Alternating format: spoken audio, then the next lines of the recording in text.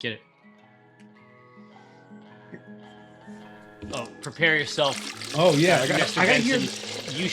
You should be aware that even now, the foam has begun to rise. I got the audio on this time. I want to hear the rise. Woo! Oh, the music! It's back. It's back. It's jaunty. Wow, it's great. It's exquisite, end to end. What an incredible, really... product from Josh. Now, hello. I am Tycho Brahe of Penny Arcade and PAX. I'm also Ominifus. You've got other names now. Let's go through them. It's true. I'm also Ominifus Hereward. This is the name hour. Exactly right. CEO of Acquisitions Incorporated. But today, I'm your internet friend, Horkus. Thank you so much. Jeffrey K. Horkrims. And I'm here to brew some beers with my friend, who you may know better as Acquisitions Intoxicated Brewmaster, Eric J. Benson. Also known as The Edge Benson. Also known as the Notorious EJB. Also known as Azerbaijan. What happens when I actually get to meet The Edge? If I ever meat The Edge? The Edge. What happens? Are we both at the edge? No. What happens, I think, is that the two. It's like if you were to ever come into contact, there would just be a flash of light. It's like the edges; they can't come in contact, obviously, with one another. There can be only one. Yeah. No, exactly right. Rip Tank, Fox Lemieux. Thank you so much for coming on board. Now, is that Belgium's official account? Is it really? Did you switch it out? Voodoo Ranger. Oh, that's so cool. That's really neat. That is very nice. I was just going to say, get out your autograph books, folks, because the actual skeleton person is right here in the mix. Now, it should be established, of course, that however it came to be, you have fallen ass backwards into Twitch's brewing show. Acquisitions Intoxicated. What is its purpose? You may ask. Why are they doing this? Why won't they stop? It's because we can't. Question. We have a compulsion to do it, and that is because it's vitally important that we relinquish unto you, Tobias. Thank you so much. That which you already own. It's the art and science of brewing. Now, I did the C team ritual, and now I've done the second ritual. I feel like we've made it happen. You don't want to go for a third? Just start. We have met both. Well, no, it's because I'm kind of back in the swing from the C team, Tales from the Loop, 1980s stuff. The next episode of which, of course, begins tomorrow at 4 p.m. And that one goes into it's all 80s stuff, and of course, it's all at the schools that I went to. But the next episode goes into some of my religious upbringing. Oh, fun. As a theme. Which turns out is a pretty good fodder for this campaign. It turns out.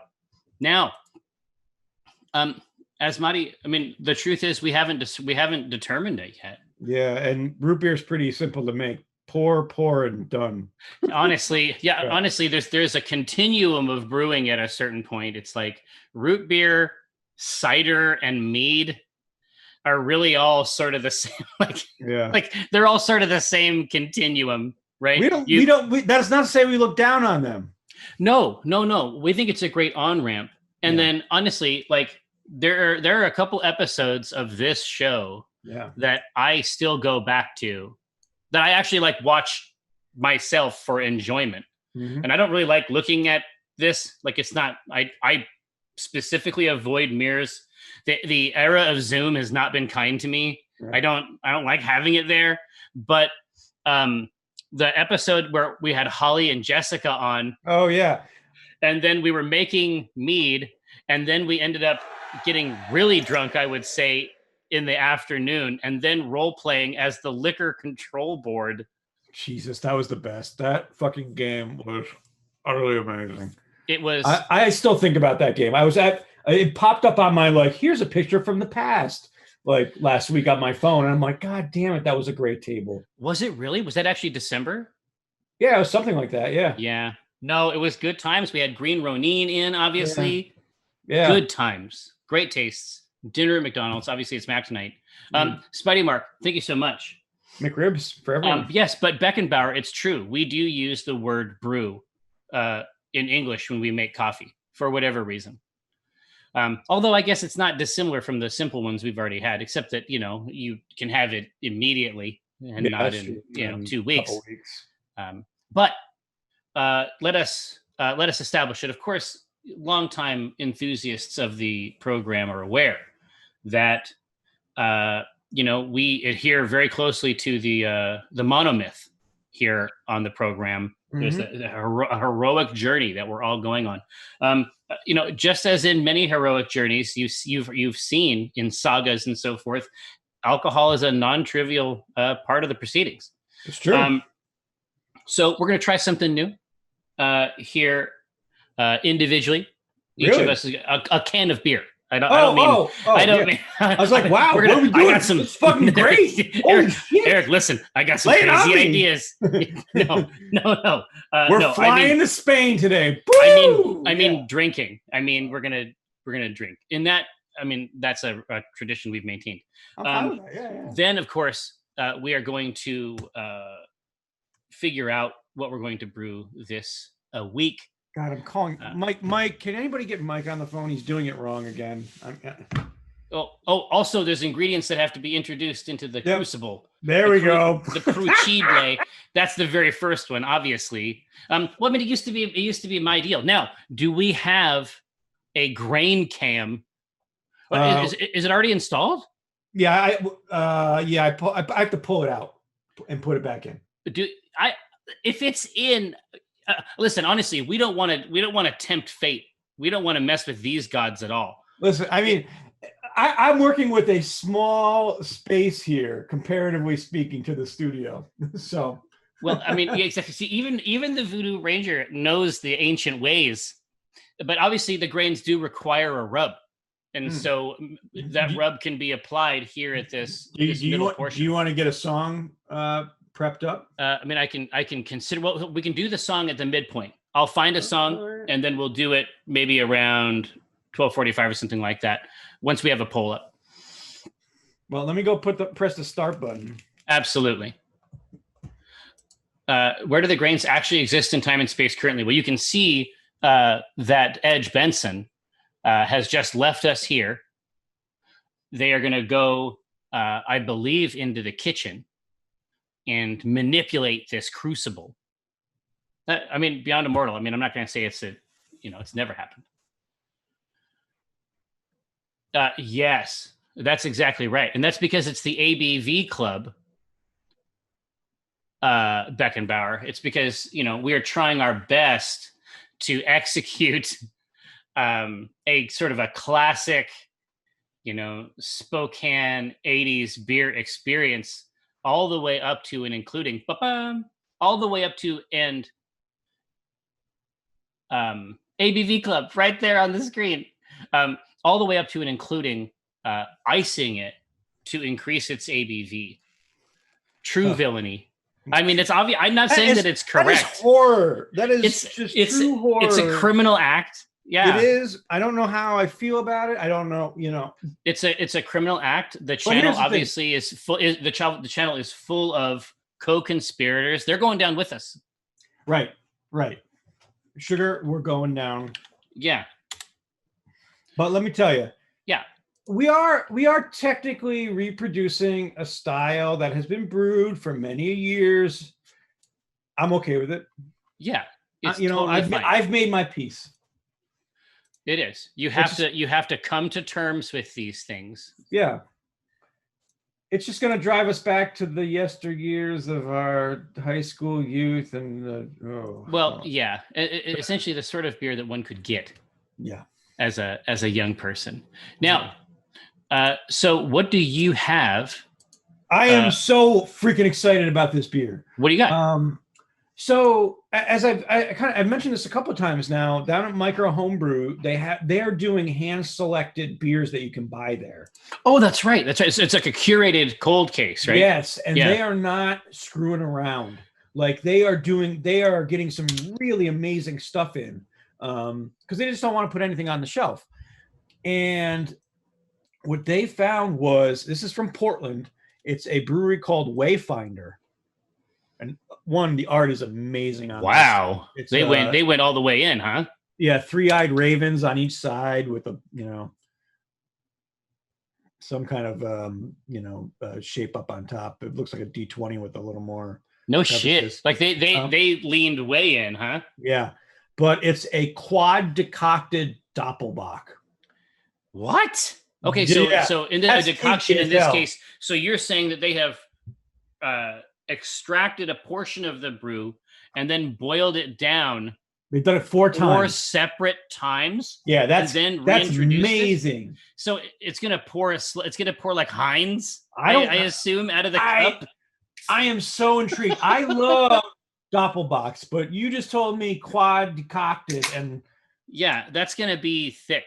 That's gonna be like a shoe polish. Yeah. No, look at this. This is a beautiful beer. I mean, that seems to be a liquid. Look at this. The autoflagellator is suggesting it's technically an octobock.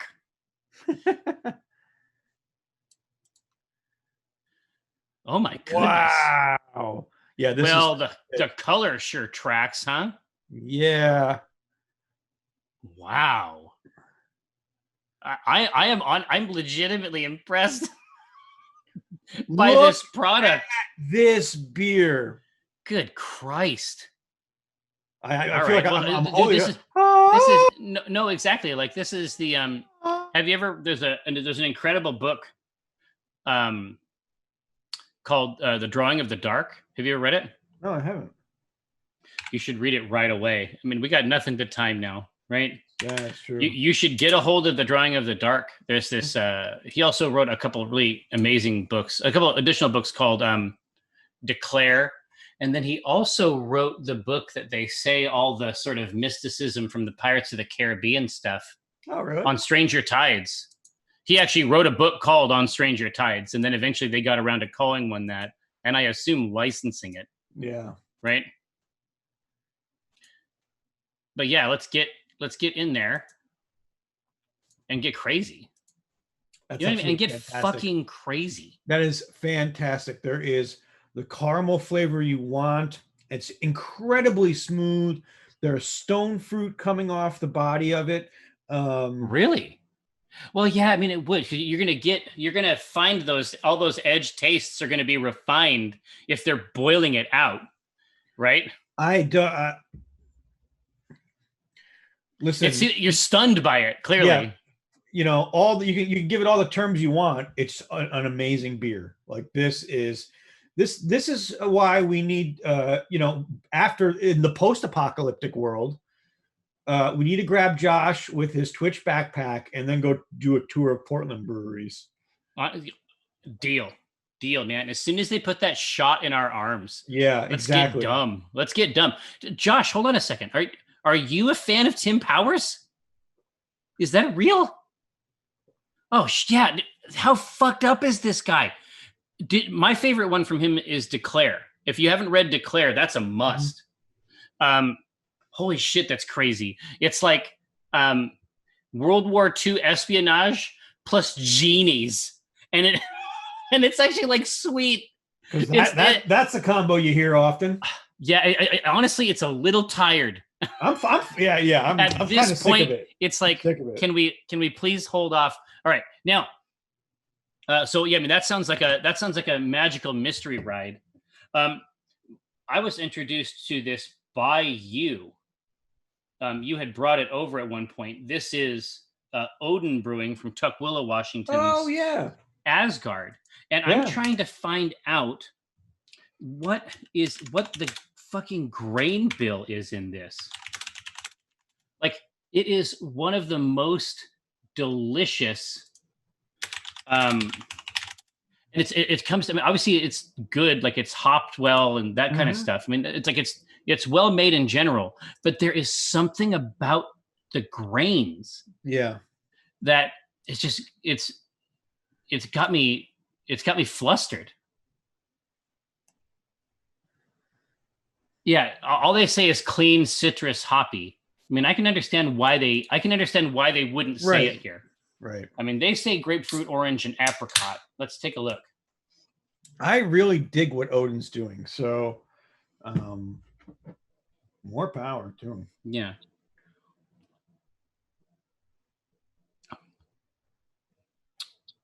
Thoughts, comments, concerns? Well, no, it's like I say, man. I'm just. It's like when I had Dormancy.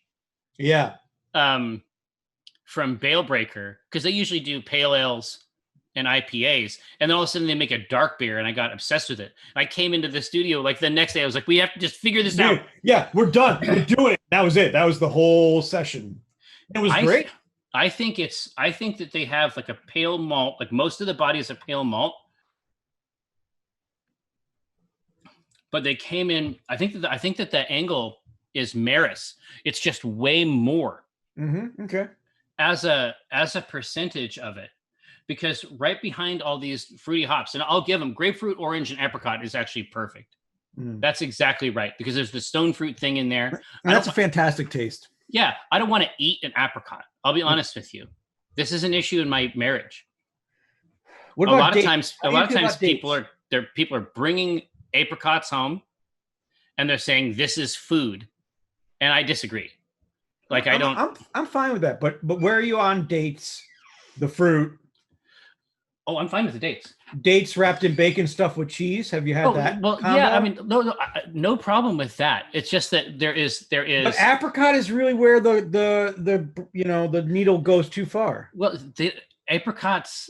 I think that it's a tooth. It's an issue with the tooth.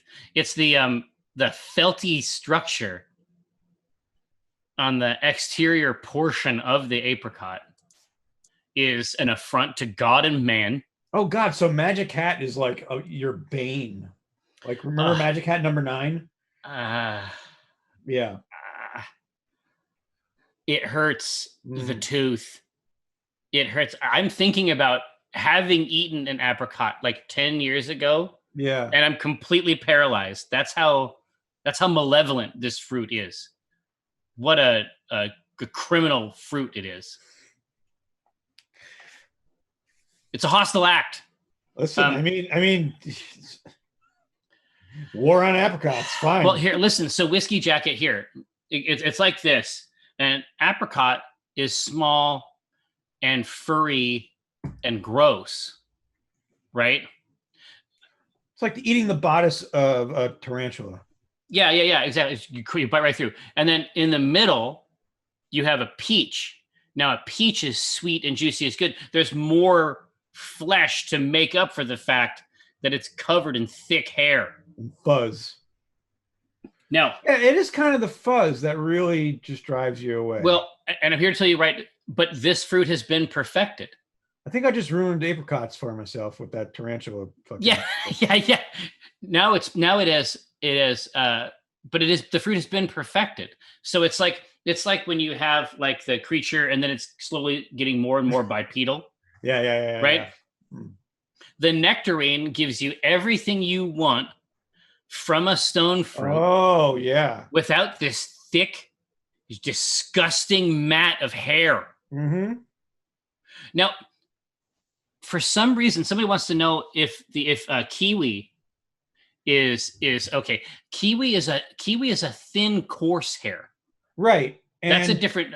I consider that to be in a different situation. A super ripe kiwi, I will definitely eat entirely. Oh, absolutely. It doesn't. It's whatever it's doing to the front of my teeth. Right. Your Whiskey Jacket, you got it. Yeah, that's perfect. Yeah, exactly. I want a coarse beard-like hair on the fruit that I eat. All right, now, yeah, I put it right in there. I'll bite right through it. I don't give a shit. Thank you, Angus. Yes, clues. Questions, comments, or concerns? Listen, I'm just telling you how it is. I'll bite right through the middle of it. And then I'll bare my teeth like a jackal. Ah! Well, Baka, look, if it's ripe enough, it's just going right in there. Sorry. Ripe enough. To fly me over yesterday? Yeah. Right. Now, let's get it. I don't know. Okay, yeah. Josh, figure out a plan to get that Twitch cam up because we need to do this. Oh, here. Hang on 1 second. I'm being summoned. I've sent you so many texts. Well, I didn't know. No, Mama is very hungry for it. If you eat it, you will get in trouble. No, I will authorize you to cut everything off. Yeah. Off of from the half to the right. That's fine. All right. Yes, it's fun to work at home. Now, I don't mind. But I swear to God, if she eats her mother's breakfast sandwich, it's not going to be a problem for her. You know what I mean? It's going to be a problem for me. It's going to come down on me. Now, Beth, you know how it is. I've seen the front table. Now, so what we need from the people, Mr. Benson, is we need a direction. We need a direction. And not just one direction. No. Okay. Yeah, that goes without saying. No, what we need to do is we need to get something we can really sink our teeth into and distract ourselves with, right? So we need a good vibe. We need a good hook. So what kind of fun lore could we dive into? Exactly. Chat, please. Celestial. Now that is interesting. Celestial could be really fun. I like that. We haven't done Celestial. Well, no, we've done all kinds of devil shit, but we haven't gotten up north, right? Yeah. Iceberg. That's a great one. Well, Blind Cleric, guava as an ingredient, we're down to clown for sure. The main thing that we are trying to do right now is just figure out the theme. It could be that guava is applicable there. All right. I just wanted to grab my book. And check out all the deities. Yeah. Modrons. Oh, have we done a Modron beer before? I feel like we have, but I would still like to explore that. God, I'm way into Modrons. Oh God, are you kidding me? That was the third thing we put in the freaking campaign. I love them. I've always loved them. Right? Mm-hmm. Yeah. And Shauza, there is using old engine oil as a metaphor for your beer. There's plenty of plenty of examples of that in the market. Yeah, have you had? It's amazing. There's a beer called Hell yeah. Yeah. Hell yeah. It's hard fucking core. There are stouts. It's just like IPAs get crazy. There are stouts whose bitterness is just sort of like the dark mirror of that. Mm. Their bitterness is just coming from another source is all. Right. Celestial and tropical. I mean, tropical is something we can, if we go celestial, we can kind of navigate that way. There is indeed. Josh, yeah, that was, I don't know if anybody else was drinking it, but the drinks that we had in the fridge in the break room. It was weird. I couldn't get enough, dude. The really? Chunks of aloe. Dude, every time I would leave the office, I would grab one of those and just drink and chew the whole way home. Because for me, it was like, it wasn't just chunks. It was like chunks and like slivers, like strings. And that's what really kind of... Yeah. It's probiotic too. Thank you, movies. It was like the next iteration of Orbits. And it was weird. Listen, I went crazy on Orbits too. Yeah. Let me be clear.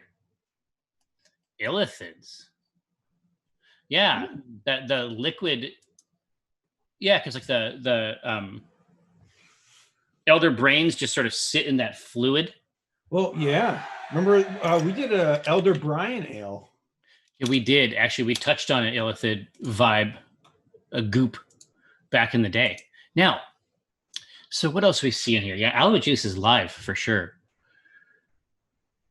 Let's see, strands. Yeah, thick. Shauza, thank you so much. Oh, Rust Monster could be Rust Monster. That's killer, man. These are all amazing. Yeah. And so I'm gonna put these three out.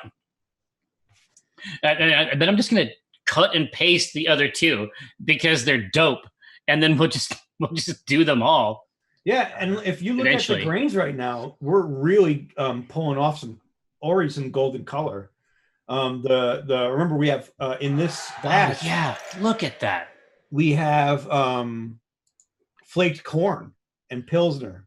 Thank you twice. Oh gosh, I mean, you can actually see because I think it was Beckenbauer was mentioning how light this is in comparison to some of our other ones. Because we usually had it's a little bit of some black malt or some some harder core shit. But the flaked corn is so noticeable I mean, it literally looks like just like chopped up corn on the cob.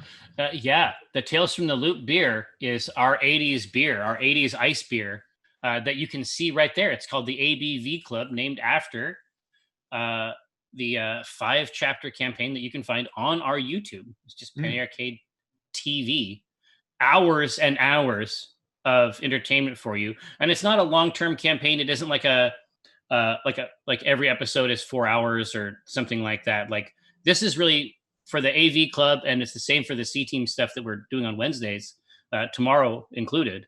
The idea there is to make something like a mini series, like a BBC mini series, where it's only 5 or 6 episodes total, and you don't need a lot of knowledge coming into it. It's just designed to be an entertainment product. Yep. But yes, there's the flaked corn in there. You can tell even visually that there's like chunks of corn in this, but look at the fucking color. Looks real cool, doesn't it? I mean, this is, and that's first. This is just the first wash too. Yeah, it's only going to get more golden from there. Yeah, that is going to be sweet. All right. Well, look, it really seems like I'm going to let it run here for a second to see if Celestial can pull ahead. But that is a real good. I think it's an interesting. Well, the Modrons, are really. And we could go in a lot of different directions with Modrons. Yes, and I'm glad that they went that way, because, like I said, this is just going to give us something to sink our teeth into, right? Something to play with. Let's see. So, Modron. Now, so do we want to move in an oil? Like, my thinking is that absolutely. So these are organisms, essentially. They're conscious clockwork beings. Are we thinking about like the oil? Is there some other circulation type mechanism that maintains these creatures? Oil, like an oil would be a stout. If the Modrons were done, but even clean, but actual clean lubricating oil is actually much lighter. Agreed. Right? No, agreed. Yeah, we can do something on in that range as well. Yeah. Oh, for sure. Josh wants us to show you what we're talking about with Modrons. And sure. There is a lot of the really canonical, like, at least to my mind, definitional art for Modrons is by Dieter Lisi from the Planescape stuff. Yeah, let me pull it up. Really, really compelling shit. Mm-hmm. Give me 1 second, friends. There we go. Yeah. Like, look at these fun guys. I mean, come on. Look at these great. Yeah, and that picture is the picture that accompanies the text. I think Modron Adventurers. Yeah. The one that has the bags and stuff on them. Yeah, exactly. Yay! They're delightful. Look at this. What a friend. Oop. Yeah. Do you need a hand, friend? Well, I love these. The Pentadrones. I don't even know who this is. I don't know who these. I don't think that's a canonical image. But I like that one. That's really neat. Well, yeah. I mean, Angus is like, is there something in their immunity to mind, emotion affecting magic? Like maybe an insane ABV wouldn't be a problem. Well, yeah. Understand that this is just their normal. I mean, this is their normal body. They don't have organs like we do. Its alcohol content wouldn't affect them at all. No. It's purely for us. So, Foster, thank you. When you put it's like when you put oil into your engine, it's not black, right? No, it's kind of a rich frankly, color. It's a beer color. Yeah. Right. So what's kind of neat is there's so many different types of Modrons. We could do a Saison. Because the with the Saison, the kind of, it's really where you come from and who made you. No, right? Exactly. It's alchemical. Yeah. Like, because you can do so many crazy back end additions. Yeah. In that style. But the only thing about a Saison is that in my experience, maybe I just haven't had the right ones. In my experience, Saisons tend to not have a lot of body. And I think that no matter, I mean, I think it's just the ones that I've had have been like really thin. And it's They're like light body, it's got the peppercorn and stuff like that. It's like, I wonder if, I mean, obviously the chat's going to know, they're going to know exactly what it is. But Saison has really, really broad. The reason that Saison would work as a lore thing is because they're all distinct in some way, even if they conform. Exactly. Right. They all have a purpose. In some ways. Yeah. So yeah, I think a Saison is good. I'm just trying to think about something that has a little bit of a, but we can get to that slippery body. I mean, we can make with our grains. Body Saison. Body is derived from both grain and the temperature you're mashing at. Remember. True. Yeah. Tobias, it's definitely going to be part of the. It's definitely going to be part of the thing. I know that's Orion Rogue is coming after the blonde stout. I think that's a cool idea because it's going to change over time into a stout, right? Yeah. So at the very beginning, but it still has complexity and depth, and would be surprising to taste. Yeah, that's for damn sure. Right. I like that. That's a great recommendation. Oh, dude, check out Voodoo Ranger is saying a triple. That's fun. Yeah. It's got a tooth and a fun color. Right? Mm-hmm.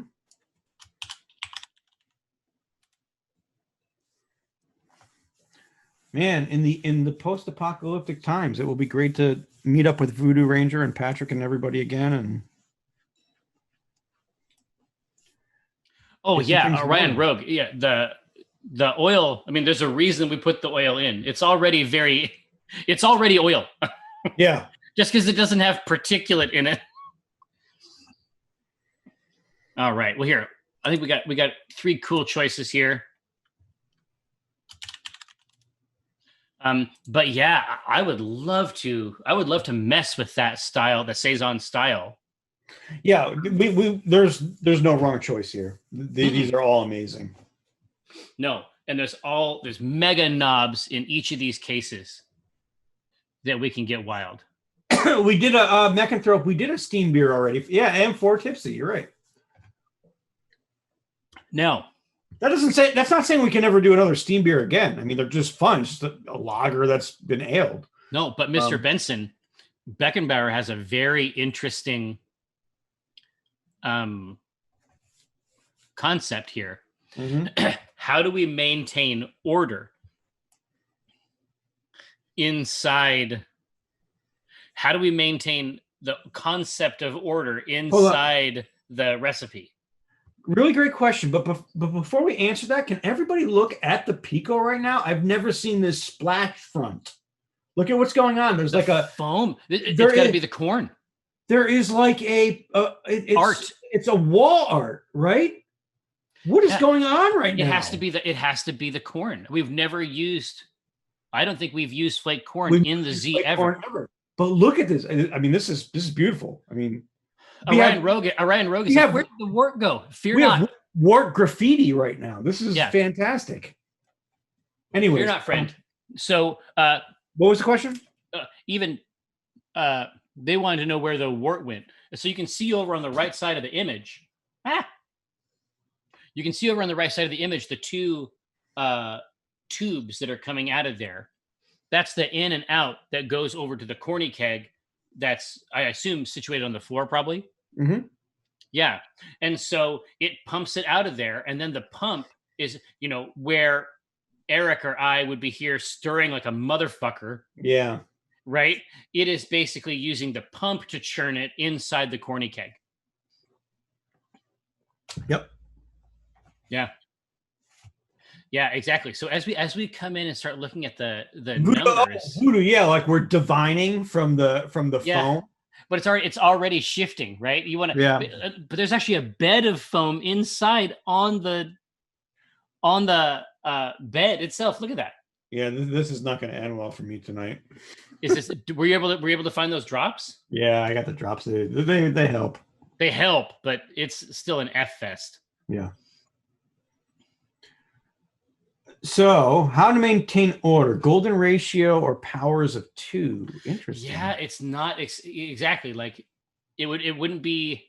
The saison would be a different thing because it'd be like you wouldn't experiment with specific things. Like you would use everything, like line up everything for its exact purpose. Mm-hmm. Doomsy wants to know how we're handling the Pico Brew now they're out of business. The official announcement from them is that the Pico Brew devices are still functional for what they refer to as the foreseeable future. Since it's a cloud service, and my suspicion is pretty lightweight, as you pay for cloud stuff, my guess is that these back-end services are not super expensive. Yeah. And them functioning might have some value to the creditors that have purchased them, right? And so that's part of what they would be selling, and so they need to maintain it. But being said, GitHub has at least one project, and I think more, but the one that I saw is basically a spoof for the whole backend. Yeah. And it has other advantages that a regular backend wouldn't have, like the ability to download all of your recipes and store them locally. Right. And if you are looking to get into more automated brewing, you can go, I would say if you're local, go talk to the guys at Micro Homebrew. There are some really fascinating machines out there right now. Okay, you've actually been over there recently to check out their cold case. Like, where has it gotten to since we've been doing it? Oh, so Josh and I talked a little bit about getting the Grainfather if we needed to. Yeah. Pico went by the wayside. That's like a pilot system, right? See, it's basically the same thing as the Pico, just a little less automated, a little more hands-on. And what they now have, especially for people with apartments, don't have a lot of space, they have something called the Anvil. And it's half the size. It's maybe 3 feet tall, can do a 5-gallon batch, all automated. It has a cooling system in it. Really? It's like $350. Holy shit. You want to check it out.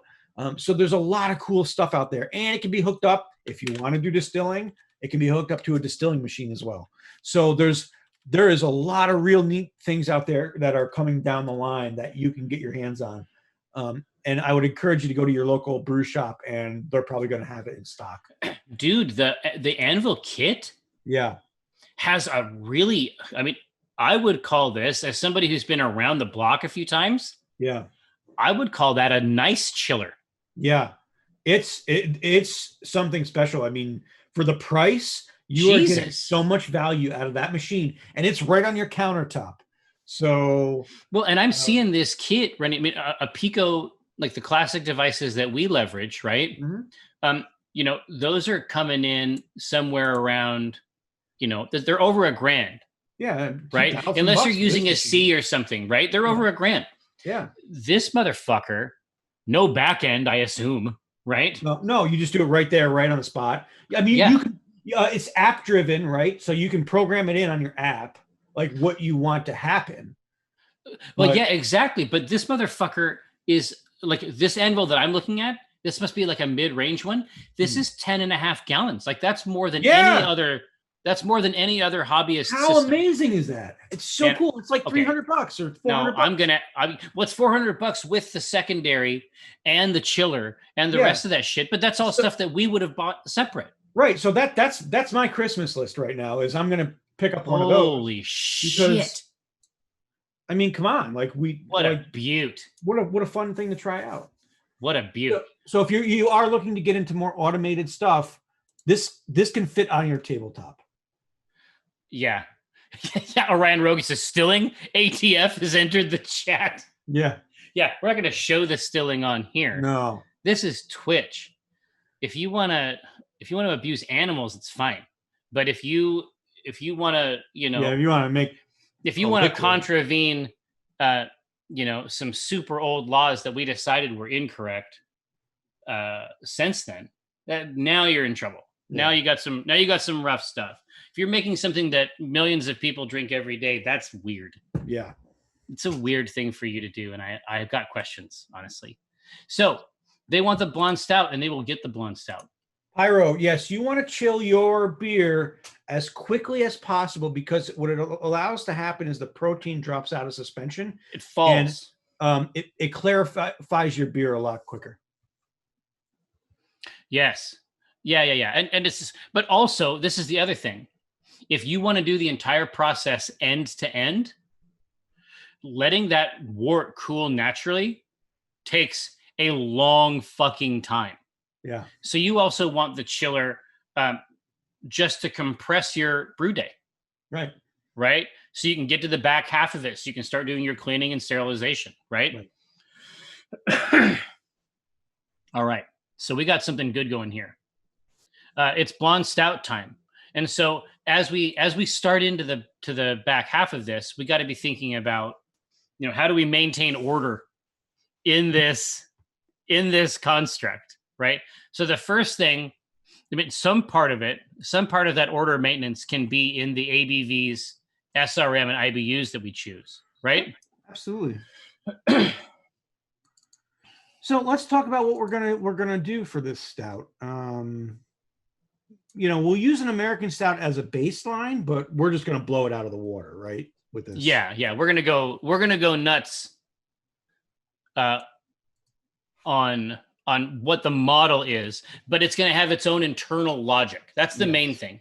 It doesn't have to be necessarily like 100% on style according to like 2020 brewing concepts, but it has to have an internal logic that's unshakable. Right. So where do we want, if we're looking at this as Modrons, right? If this is their gear oil. Yeah. Well, essentially it's their blood. Right. And it's making the system move smoothly. It promotes health for a Modron. Is it a low ABV or is it a high ABV? Usually 5 to 7 is the range for a regular stout. Right? Yeah. So do we want to say 5 ABV is the kind of low? That's the low part. Keep the gears cranking and moving smoothly. Whereas 7 is like, okay, we're done for the day. We need to extra lubricate this. 7 or 8 is like where we 7 is a classic. Has a lot of metaphysical connotations too. But absolutely. But I feel like 8. If we went 8. That is very much like this fucker needs repair, right? Like he's been broken down. Well, no, hold on. Can we do 10? Yeah, sure. Why not? Well, I'm going to put 10 in. And the only reason is because I think that it's not going to be like a typical, it isn't like, it has to provide the services that blood would. And I think a 10% solution might have a lot of like defensive qualities. I like that, yeah. Inside there as well. Yeah. Because we're not, obviously we're making something that you'll be able to drink, but the main thing I'm trying to get across is that we really are making magic blood that is potable. Mm-hmm. But when we think about an ingredient, we have to dial in. We have to keep that in mind, right?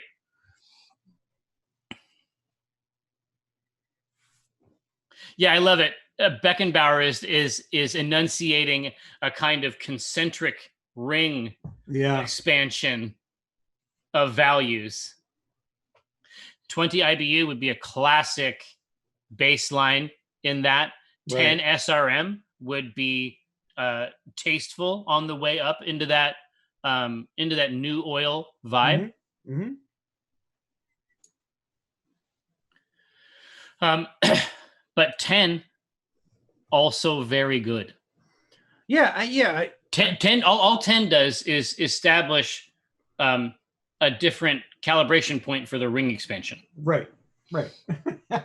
It was like when we were making Toblerone, right? Ooh. Tobias says that 10 means it's only using ones and zeros. Now that's very funny. Oh, that's great. Oh, yeah. Orion Rogue says, just had a horrifying thought. If this is a Modron's blood, I envision evil adventurers capturing and puncturing them. Oh, yeah. This is exactly what we're enunciating here. There's going to be places where that, in Sigil, there's going to be a bar where this is available. It's off menu. We could write a whole adventure around this beer at this point. I think. Absolutely. But yeah, again, it's off menu, right? Yeah. Yeah. Yes, it's just imagine a dark Capri Sun. Exactly right.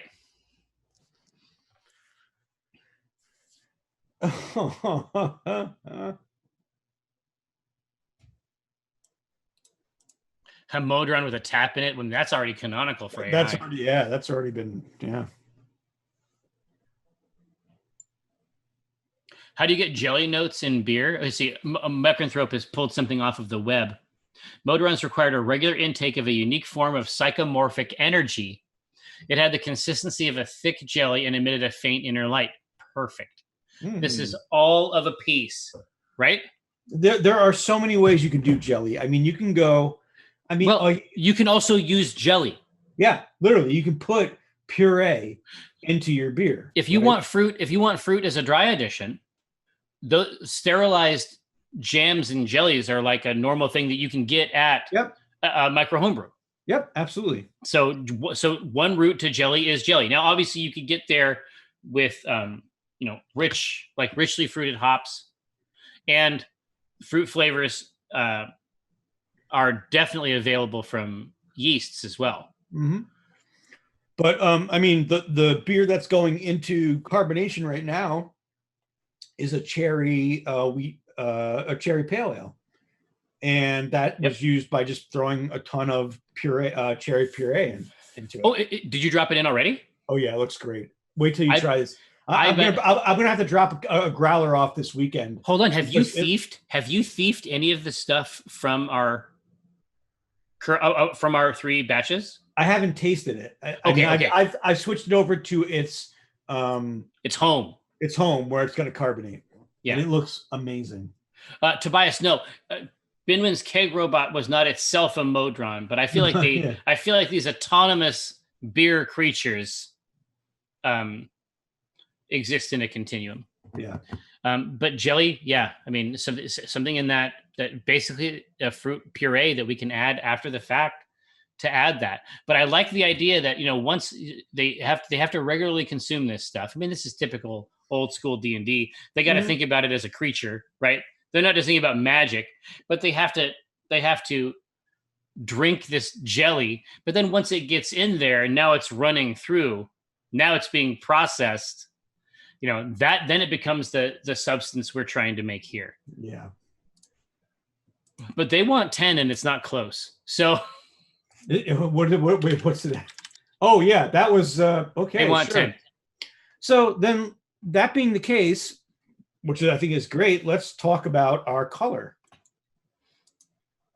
And we are, I mean, right now the world's our oyster, but if we're doing a blonde, let me pull this up for everyone. The CERN. Yeah, you heard about it.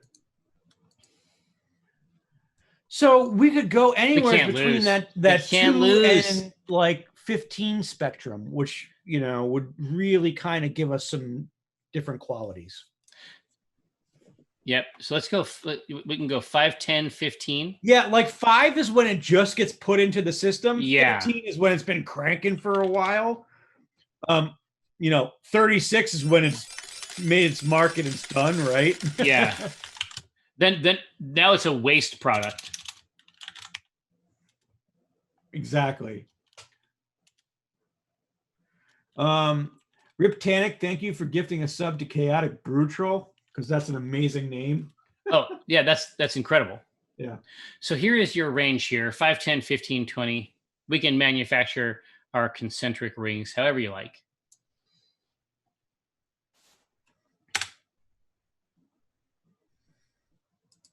But Pyro uses Star San for their cold brew setup. Yeah, absolutely. Oh, absolutely. That would be a trivial matter for Star San. Yep, Star San is absolutely fantastic. For anyone new to brewing, I cannot recommend Star San enough. It is a low acidic cleaner and sanitizer, and you literally need to put it on any of your equipment for 2 minutes, and it becomes sanitized.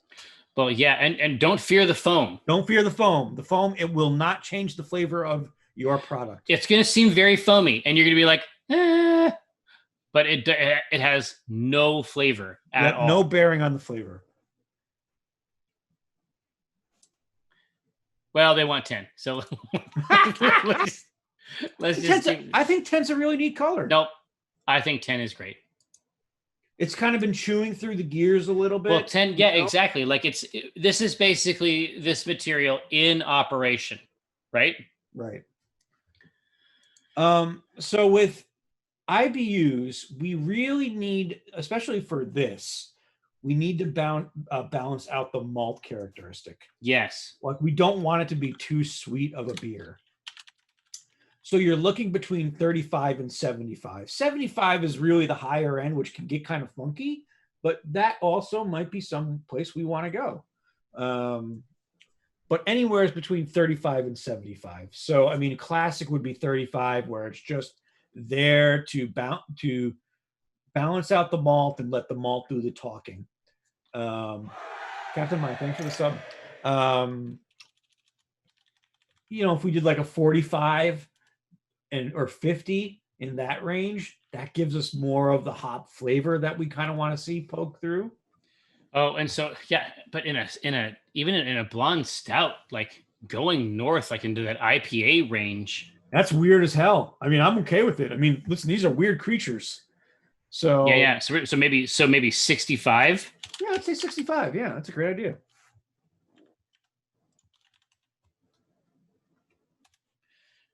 Just because the ABV is so high, right? Captain of mine, thank you so much. So because the ABV is so high, like this has to come in on the side and regulate. Right. Yeah. Right?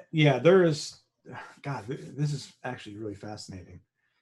Because then it depends on how do we want to flavor the beer afterwards, and do we want to add spices? Do we want to add things like cocoa nibs? There's a lot of cool things. Well, all your blonde stouts typically they arrive at stout flavor profile. Yep. Well, here Tobias, 64 is possible. Through all things are possible through Christ who strengthens us, Tobias. So, if we want to get if any 65 votes, I will convert to 64.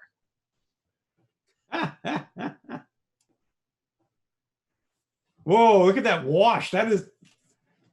It came down again. So that foam is getting thicker. You see that? You see how high it's hanging on the vessel now? Yep. What does it smell like when you boil corn? I'm too far away from it to really give a whiff right now, but it smells like you think it smells just grainy. Really. Beckenbauer, what's Belisol?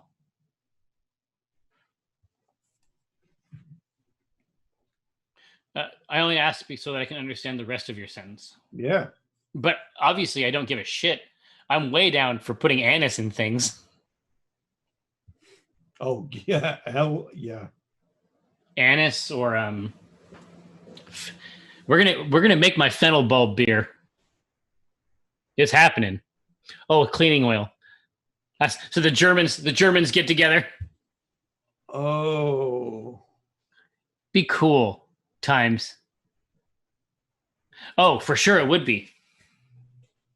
Yeah, if it has the properties that make it successful in that other context, right? You want your slide to work? I mean, I agreed. I mean, I'm not. Oh, black licorice is killer. I'm obsessed with it.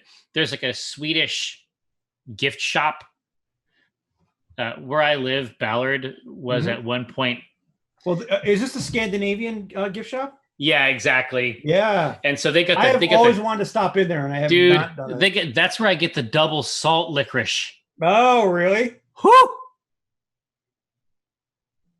That's great. No, it's real good. All right. So what? Oh shit! 64 1 out. Wow. All right. So let's give it to him.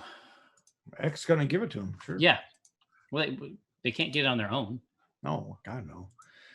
God. So this is interesting. So I think we start one of the base malts. I think would be really fascinating in this would not just be two row, but the Copeland 2-row.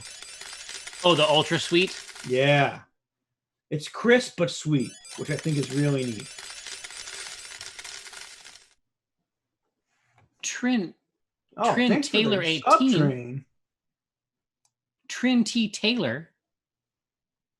Thank you so much. Goodness gracious. What a delight.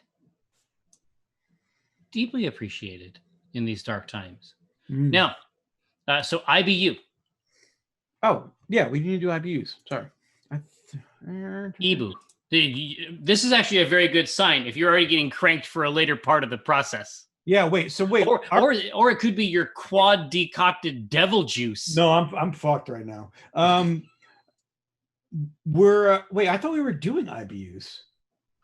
Oh, that's right. The SRM. Oh, somebody was right. Somebody was already messed up. But I got to be honest with you. I mean, I don't even remember what the SRM was. So I thought the SRM was like 10. Yep. All right. So 10, 10, 64. I feel like we're sort of maintaining a vibe. Now, I love it. I love the channel. I love the channel. It's like, listen, idiot. You need to get this shit dialed in. Listen, I knew what was going on. Oh yeah, Grimsworth. I love licorice in a hard liquor for sure. For sure. What's the Italian one? The Italian hard liquor? The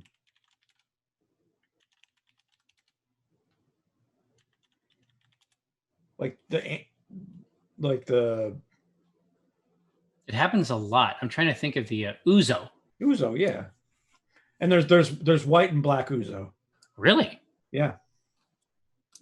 No, it's real good. Now, so we are completely dialed in. We have every piece of information, as much as you surmised. Yeah, Mr. I was Benson. right, Mr. No, it has been dialed in. No, I love Jägermeister. Absolutely. But here's the thing. If I see they have one of those machines, like the special Jägermeister cooler, I'm like, yes, let's start there. So I was down at this a German bar in New York City, and big hulking German man named I can't remember his name. Anyways, but he comes up and I'm like, oh, we'll do some Jaeger. He's like, you will not do Jaeger. Right? I'm like, oh shit, okay. Really? And he pulls this like magical bottle from underneath the shelf, and he's like, this is what we drink. And it was a different type of style or a different brand, and it was absolutely delicious. Yeah, I mean, Jaeger has a reputation, and right, it has that reputation because it's true. Right. It brings it extracts. It brings violence. Yeah. Yeah. Now, so what's next? So now we'll just jump back into these Grens. Yeah. So as I was saying, Copeland 2-row would be really, really interesting for this because it's going to give us it's still clean and crisp, but it's just a little bit sweeter than a normal pale. Oh yeah, it is. And it's local, so obviously we want to do that. Yep. And then I'm going to do straight up Maris Otter. This would be fantastic as well. This is going to give us a toasty, biscuity flavor off the top. Yes. I think those are two great places to start as a base malt. Yeah, I think they're both good because the truth is we're just talking about the base. Yep. Right? And so either one of these is just the place to start. And adding Copeland doesn't even mean that we can't add Maris. No, not at all. But it just means what do we want the body of it, and then we come in and tune it. Yep. Oh, Rumpelmans and Gold. Yeah, Mr. Beard Papa. I have to just establish that I had experiences with both Rumpelmans and Goldschlager that created a scenario where I haven't had either of these on the order of 25 years. Yeah. Like I mean, and I'm not even mad at them. I consider it a personal failing. I'm just saying that I do not drink these things. That's like Goldschlager. I mean, you only have to see the Goldschlager again. You still make Goldschlager? There is something about vomiting gold. Yeah. That changes a person's outlook. Yeah. That's like there was this one night I was and we had friends with it sounds like a joke. Scotsman, an Irishman, and a Welshman. And I'm at the bar, and if I'm drinking, I'm getting everybody drunk. So I just buy them for sure. And they're like, "Oh, yeah, Eric, you got to drink with us, blah blah blah blah blah." And they pour me this shot of Jameson and cream de menthe. And I'm like, that sounds absolutely horrible. They're like, nah, you got to just try it. I get it. And it tastes amazing. It's Jameson with a little cream de menthe on top. It's utterly fantastic. I don't remember it, but it tastes great. That works. Tobias says, sounds like my experience with vodka Red Bull. I had an experience with vodka Red Bull that caused me to not drink for a year. Jesus, really? I stopped drinking. Once I discovered it, I was like, this is a magical elixir. And then, like other magical elixirs in stories, ultimately I learned that it was a bad idea. Oh, no. Okay, look. So it's Copeland 2-row. It is 50-50? No, Maris just went. It just ran ahead. So does that mean we want to throw a little bit of 2-row in there? I think that's what they are communicating to us. Yes. Okay. And I like that it would be a little bit weird that we might split our base malt. Yeah. Right? No, absolutely. This thing is great. What was the ABV? We were going for 10 again. Okay, we're going to add sugar to boost that up. Yeah, we're going to have to, right? Yep. Time says it sounds like I've run up against the edge of my mortal tolerance many times. It isn't even about the mortal tolerance. It's that when I was doing that kind of stuff, I mean, it might be a different situation now, but just when I was doing that kind of stuff, it has more to do with how it was warping social space. It wasn't strategic. Yeah. Let's put it that way. So what was our SRM we were going for? 10? The SRM that we have is 10. Oh, so it's pretty easy. Until you get to IBU, it's not too crazy. No, but that's kind of, so here's a cool, do we want to go more caramel in flavor or more coffee in flavor with this stout? Coffee, I'm going to say roasted barley. This is going to give us a really, really nice coffee. Gosh. A sweet coffee flavor inside of here. I think that would be really, really fun. Well, and it would give it that it would move it into that sort of toasted, like a little bit of that bitterness realm, which is starting to give us some of the strange tastes that we're going for, right? Yep. Exactly. So the other one is the caramel, right? A light crystal caramel. Or we could do a victory malt, which is going to give us a toffee flavor. So that's sort of in the middle. Yeah.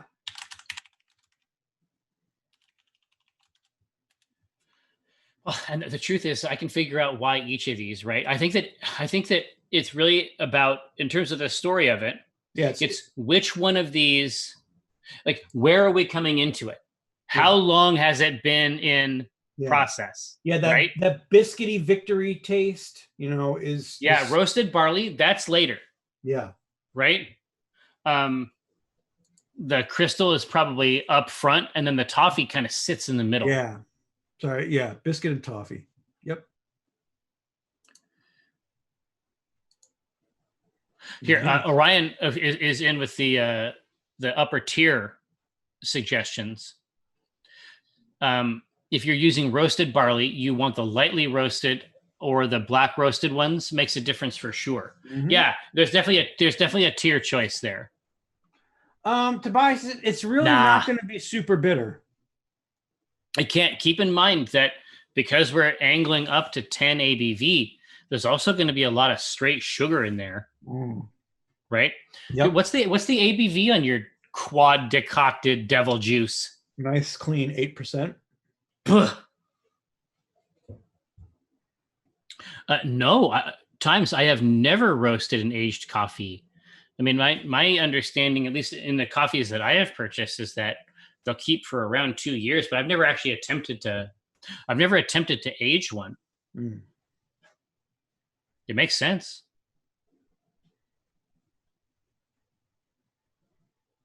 Oh God, the roasted barley and the victory is kind of fighting it out. Ryan Roke says that the local shop sold them the SRM 650 when they were trying to buy a 300. Oh yeah, that's a little bit of difference, huh? Yeah, the Irish Red quickly became a stout. Yeah, absolutely. No, they want the toffee, which again, that's situated right in the middle. Yeah. Let's throw some victory in there. I think that's neat. Yeah, that's a calibrated choice, I think. I dig it. I really dig it. Do we want to swap back to the Beersmith? Sure. Josh, you want to flip that switch? Yeah. I'm dropping shit. All right. Now it's my turn to flip the switch. Interesting. Yeah, I've never even heard of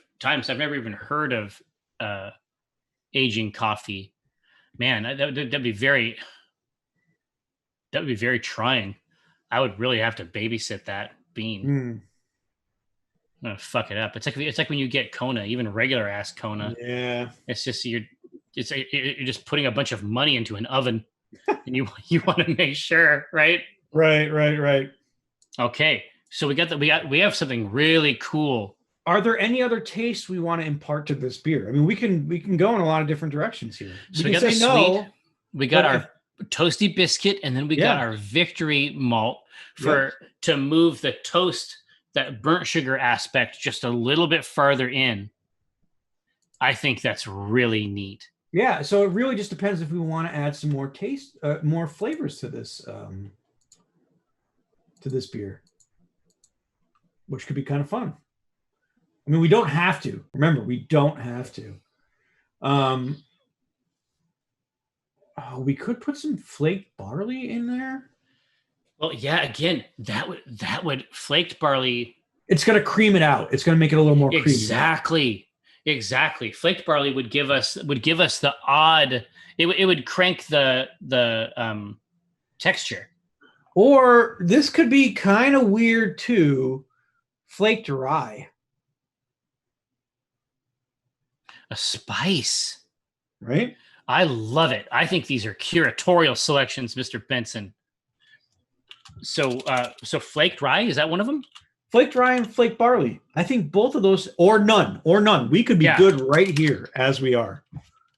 The only question is, do you want the number of grains to be a power of 2? Yeah. But rye would offer a strange spice. Right. So, I mean, there are some interesting characteristics that could be played around with there. So flaked barley is going to give you, what's the flavor note on a flaked barley? Obviously, it's going to grant body. It's really mostly there for head retention and creamy flavors. It's going to give a little bit of, a little more malty characteristic to it, but more there for the purposes of cream and head retention. All right, let's take a look. Yeah, because obviously, flavor-wise, I think these are both winners. It's just a matter of, are we trying to maintain a specific rule? Obviously, the multiverse has the rule of 3. I mean, the devil knows his scripture. Yeah, I have everything that it takes to argue both sides of this. Yeah, by putting the flaked barley in, that's going to make us a very heavy-bodied beer, right? Yeah, and I think that it should, which is kind of neat because we're going for a clear, exactly. Color. Especially, and that's not really. There's going to be imperial stouts that got the big body and the big ABV, but this doesn't look like that at all. No. As soon as you tip that thing up, it's going to be interesting, right? Yeah. I think it's neat. I think any way we go with this is really, really cool. Sauce.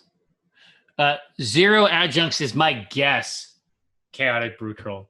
I mean, that would be my guess for this one. When we get to the end, we'll think hard about it. No, I think that the barley is selling. I think it's getting sold to them by virtue of they want the texture, right? They want it to feel like we've described it in the story, basically. Right. No, it's Flaked Barley won. Cool. That's what happened. So do we want to put something like cocoa nibs in this to give it that edge? Yeah, or is there something else we can think of as a neat addition, right? Mm-hmm.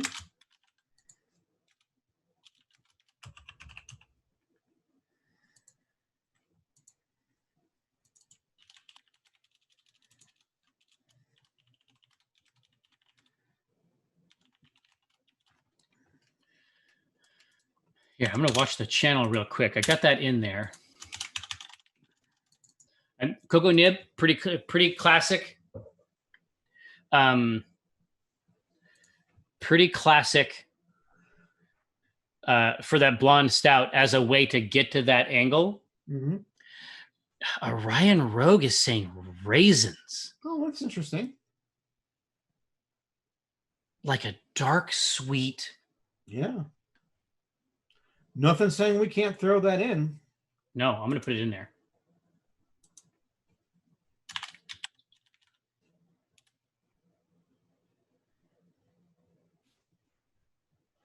Yes, I love these. And then we can get to anise a couple different ways. Mm-hmm. But moving, this is one of the most interesting options we have offered the channel, I think. Yeah. A cultitude is said, how about a single grain of special B? That's happening already. That actually always gets added no matter what we make. Yeah, Pyral, there is actually a wine that we made with Ryan Hartman. Oh God, yeah. At the office that's been, there's no bubbling happening on that anymore. That's done and has been done for a while. But I was shocked at how raisin actual wine grapes are. Mm-hmm. Like, it is a weird taste. I sort of thought that they would be like in a Concord continuum. No, they taste odd, I would say. Yeah, rich, plump, sweet. Woo! It's a fight. Yeah, it is. DataTech says, off subject, but I tried my second IPA. Is citrus a very common flavor profile, or do they get two in a row like that? Yes. Your big flavor profiles, especially in your IPAs that you're going to find on the shelf, you're going to see pine. Yep. You're going to see citrus, and then because hazy is really big right now, you're going to find juicy floral. You're going to find juicy floral notes as well.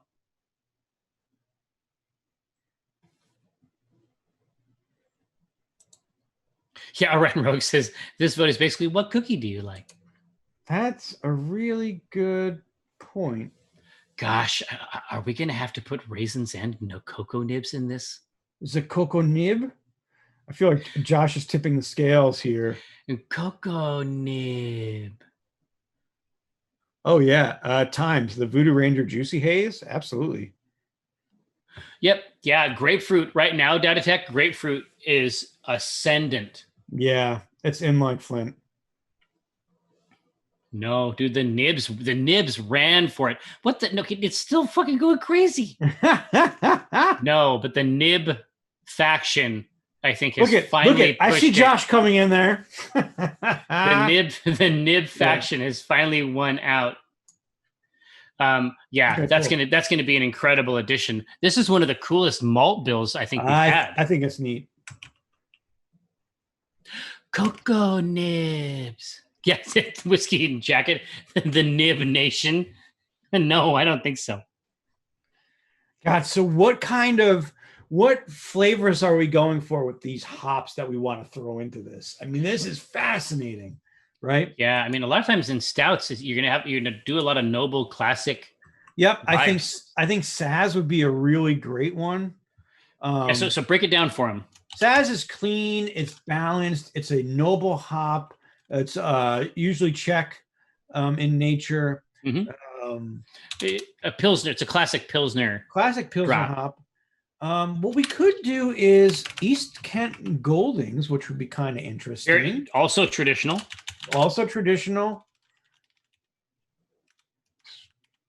Floral, aromatic, earthy, sweet, and spice.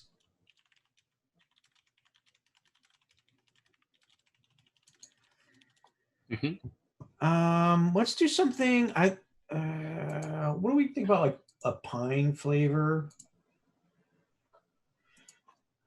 I love pine. Some kind of bite. Like Chinook.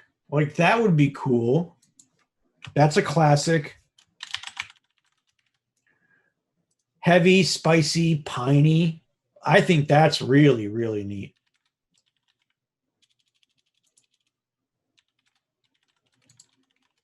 Yeah. And it's going to be a little orthogonal to the rest of it, right? Yes, yeah, absolutely. It's going to be a sharp bite. Saucefire, we are making the material that flows inside of a Modron. It's the most us shit there is. Mm-hmm. How many we got? We got 3 up there? Oh, wait, hold on. Wait. I haven't hit it yet. Orion has a good idea with Mount Hood.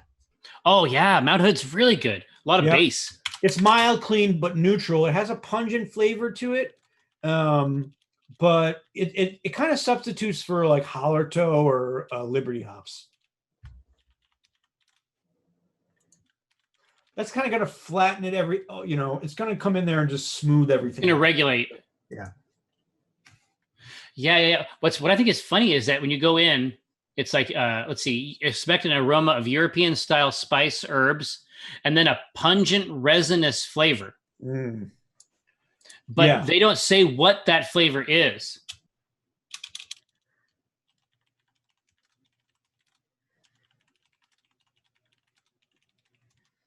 But it is heavy. Right? Right. Like you know that it's Mount Hood. When I was talking about the base, that's what I mean. That like resinous, right? Like oily richness. I love it. Yeah, this is a really, really neat because someone posted a picture of Trevor recently. That's that was fantastic. Yes, I saw it. It was so good. Robin Childs. So ridiculous. You ever go back and watch those old Z videos? Yeah, amazing. And it reminded me of the time where we created Trevor and the Doomgate, and then the concept of the Modrons that flowed under, from that. And this is kind of like bringing that all back in. The Doomgate in itself down in the basement. Yeah, a lot of mysteries in there. That was for the secret game. Yeah, the special Halloween game that we did at TwitchCon before I went down to Oz. Yeah, Brenna was actually there for that. It was really fun. Oh, really? Very cool. Mm-hmm. I really enjoyed that game, but they put us in this like sort of goofy theater that we had a hard time finding ourselves. Yeah, and so I ran the game with the full C team for like 8 people. Nice. Doesn't matter how many are there. No. I'd rather wherever 2 or more are gathered in his name. Eric. Exactly. And that was a fun one to write. I love playing around with the Modrons and the actual having an actual gate beneath that. Yes, Marco, it's an intimate event. They want the hood. Cool. I like that. Well, yeah, exactly. And that's gonna give it impact. Yeah, obviously, the IBU is there at 64. It's 64. Okay, cool. For us, certainly recently. Yeah, this isn't even an IPA. That's as far north as we've gone in IBUs. Yeah, we haven't done a lot of high IBUs. I mean, we generally stay away from IPAs anyways. Yes, but here in this blonde stout with the cocoa nibs, we're coming in with the hood. This is friggin' wild. It's crazy. This is gonna be a wild beer. It's gonna be and it should be. It should be strange, right? But none of these are a bad strange. No, right? absolutely not. Absolutely not. Okay, so let's talk about yeast. God, this is going to be fascinating.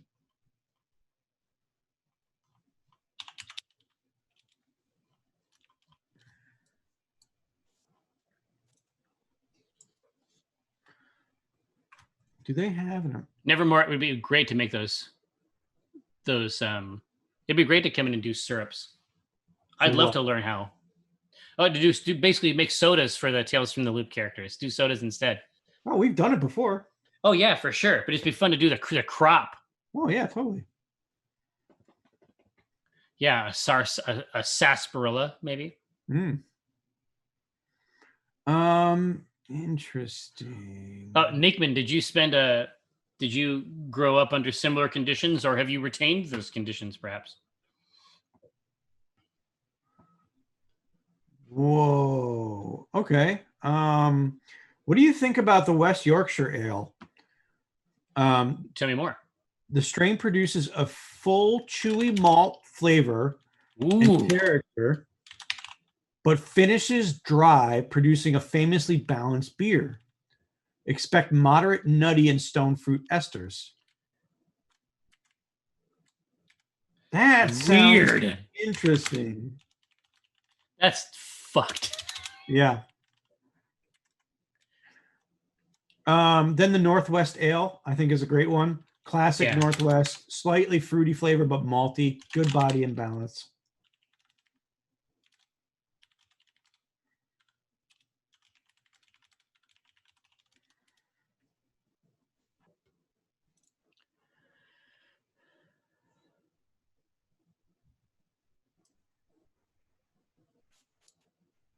Yeah, Orion Rogue is in there with the big one. Yeah, Orion, you can fit 10 pounds of grains in the new in the newer basket. Yeah, you're fine.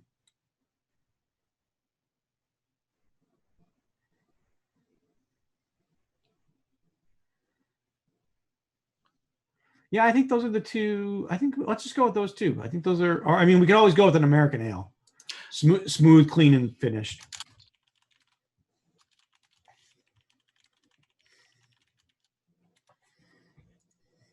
That's classic. Yeah. It's really shocking that you can go through and do all this shit, and then at the end of the day, it's yeast. Yeah, it is. It really is. Yeah. All right. Thank you for the warning, Josh. 5 minutes, but we should be able to do it. That West Yorkshire sounds like a wild fucking ride, man. Yeah, right? Exactly. There's a whole lot in there, a whole lot of weirdness. But what a great build.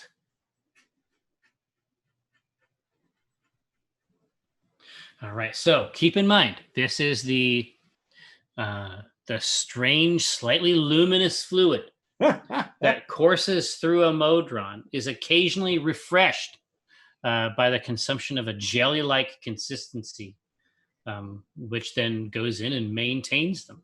Mm-hmm. It's not close. It's going to be West Yorkshire because the channel is full of perverts. I guess so. They wanted to get wild. Now, but we need names, folks. We do. So we have our modron juice name. What are we looking for? Pintadrone? You dork.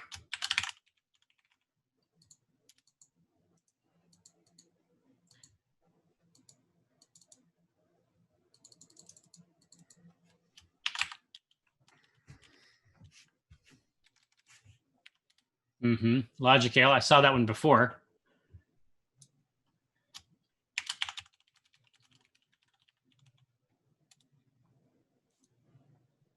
Oh, Prime Mover. See, that's the classic. Right? It's like that. One day, we should make a beer that's based on the Vex juice. Oh, yeah. The milk. They're doing all kinds of crazy lore stuff with that now. Yep. Concoction. It's 5 o'clock. Exactly right, Nickman. Yeah, if we made Radiolarian fluid, we'd have to do the we'd have to get our beer. Do you remember when we had the glitter episode? Oh yeah. Oh gosh. Yeah. 100% on point.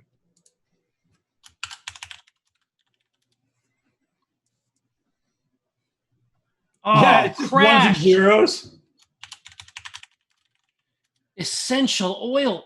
Crash. Ooh, Jesus Christ. Christ. That's fantastic. No, we got some A+ content here. I'm gonna ship it. Pint of Drone, Logicale, Order of Magnitude, a lot of poetry in here. Yeah. Prime Mover, that's a nice deep cut, of course, for the Prime, for Mechanus, right? Yeah.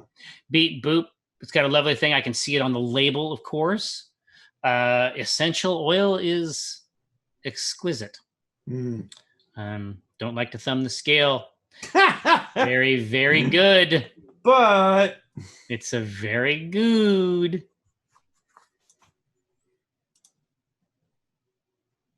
It's very good. That's all I'm saying. I dig it. I dig it.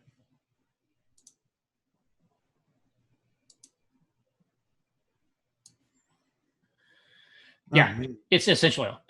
Yeah. I think we're good here. No, it is. And so let's take a look. You gotta juggle some stuff here. Yeah. I mean, what were we doing? It was the bitterness was 64. There we go for that. And IBUs is or what was the color? Color is 10. Okay. Put some more of that in there.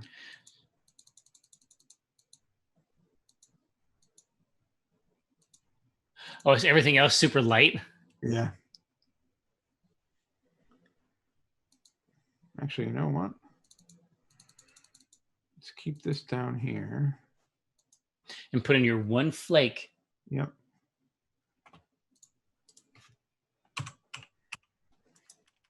Yeah, a few grains of special roast. No, crystal like 120. Beckenbauer, obviously it's a failing on my part. There we go. There we go. Just put a tiny little bit in there. Yep. Send it north. ABV, very close. Bitterness, easily goosed. This is going to be an incredible, unique product. It's weird. Like, it is definitely strange. There's a lot going on, but I think that, I don't know. This is the one I'm most excited about. Yeah, this is really cool. But hey, precious chat, thank you so much. Look at the OG slider. Thank you so much for rolling through. I really, really appreciate it. Thanks for hanging out with Josh, Eric, and I. Next up, of course, it is my friend Mike Krahulik. He's going to take you right from here with nary a pause. And we will, of course, see you next time.